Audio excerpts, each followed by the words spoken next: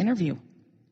That takes into account the vast number of truly poor people in this country who are not getting health care and who that skew the number lower. I mean, if someone wants first-class medicine, there's no question that, if you go to Columbia Presbyterian Hospital in New York for open heart surgery or brain surgery or kidney transplant, I don't think you want to go to Sri Lanka for that.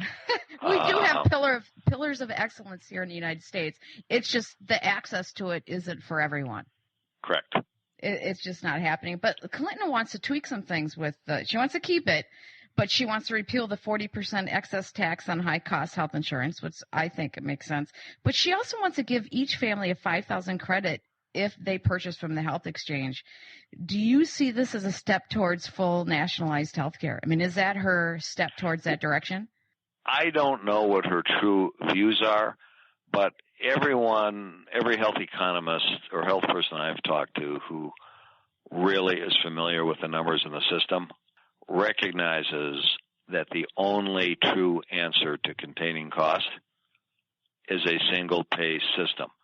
And the best guess of those people, and my best guess is that we will evolve toward a single pay government healthcare system that will cover most people, and then we'll have a two-tiered system where wealthy people will be able to buy the Cadillac insurance policies. Like in England.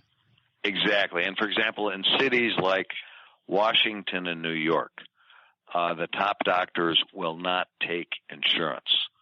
You go in there and you pay cash, or you're covered by a Cadillac policy. So, basically, everybody will be on the one-payer insurance plan except Congress, and they'll be on the Cadillac policy. Yes, at one point they said they were going to put the whole country on their plan, but I think they forgot to do that. I think that got lost in the drafting. I think details. They forgot to. Somebody forgot to write it in.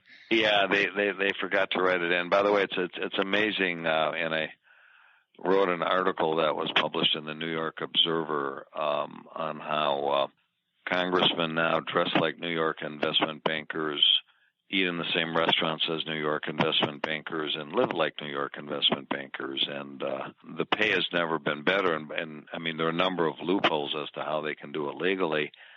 But the biggest loophole most people are unaware of is that a spouse's income is exempt from disclosure.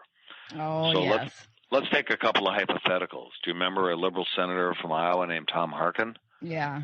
And do you remember a liberal senator from South Dakota named Tom Daschle? Yes. And Tom Daschle was the minority leader. Their wives were seven-figure lobbyists who did not have to disclose their compensation. So if I wanted to get, and I'm not saying Tom Daschle did this, I'm just using it as a hypothetical, but if you wanted to cozy up to a senator or congressperson, a $2,700 campaign contribution won't even get you a lunch. But the paper will say, aha, Sarah Westfall gave Tom Daschle $2,700 and bought influence to get such and such law passed.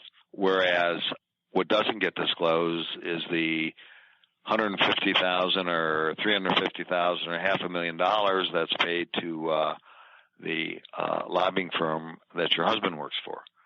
So that's exactly what they do. I mean, right? It's a loophole. If they can do it, they're going to do it. Yes. Unfortunately. We have the best government that money can buy. Well, let's talk about the 4 health insurance programs, Medicare, Medicaid. Well, we also have the Children's Health Insurance Program and the Affordable Care Act. That is 25% of the budget in 2015.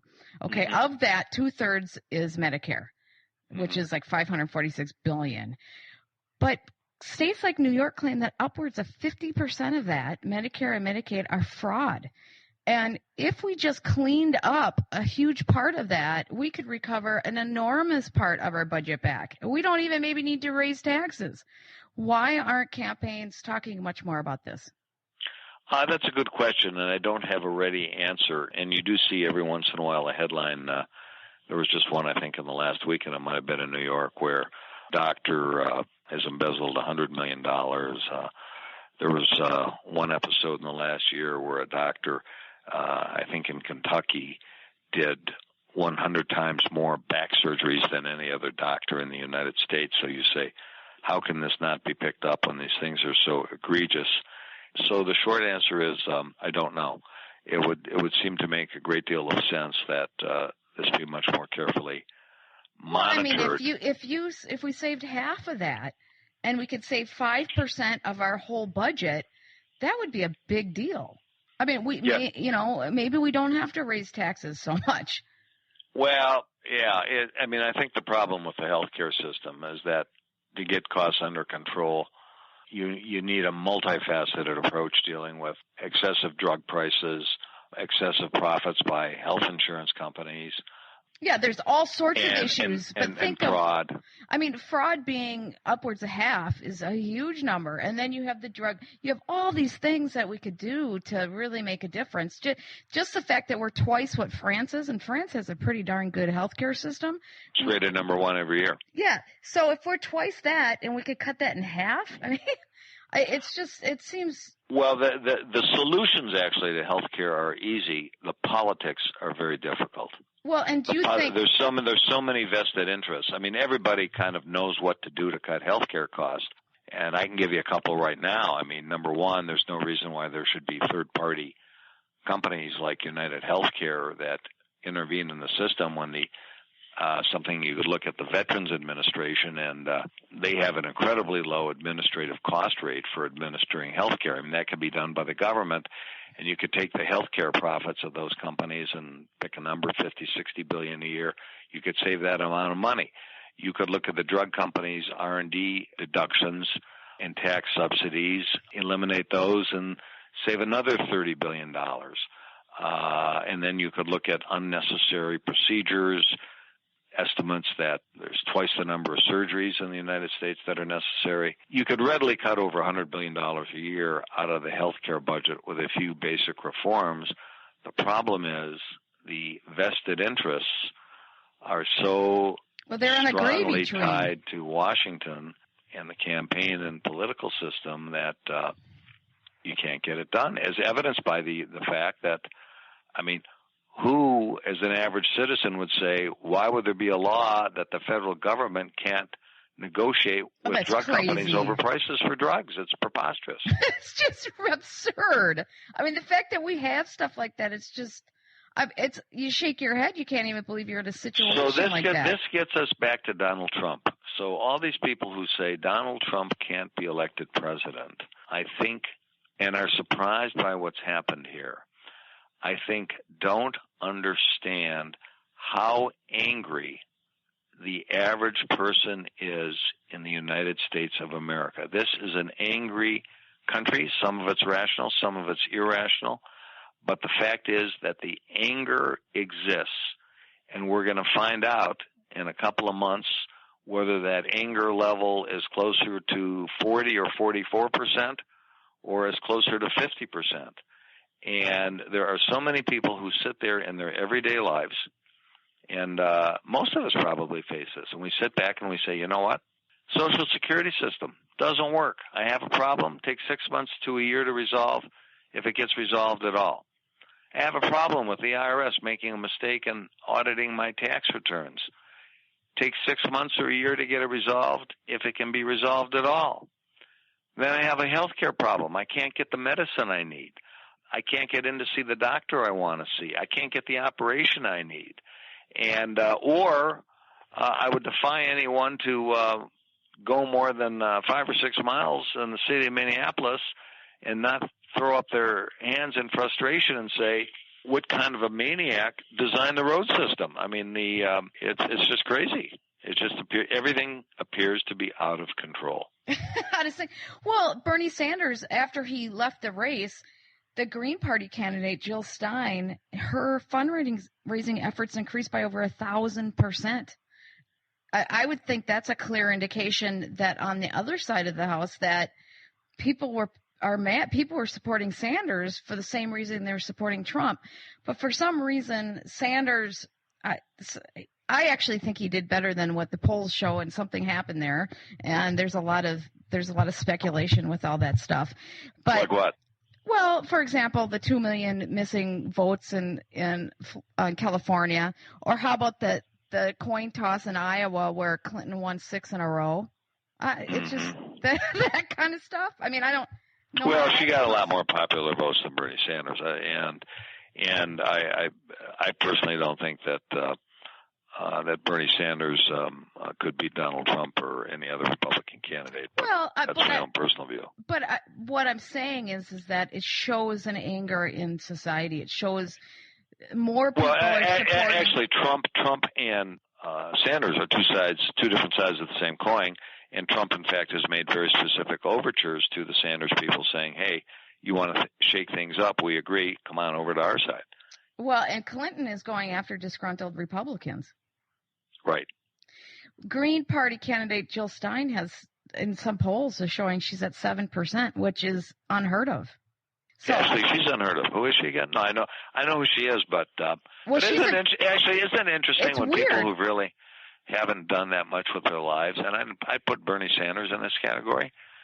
Think of how egotistical it is to say, I should be president of the United States.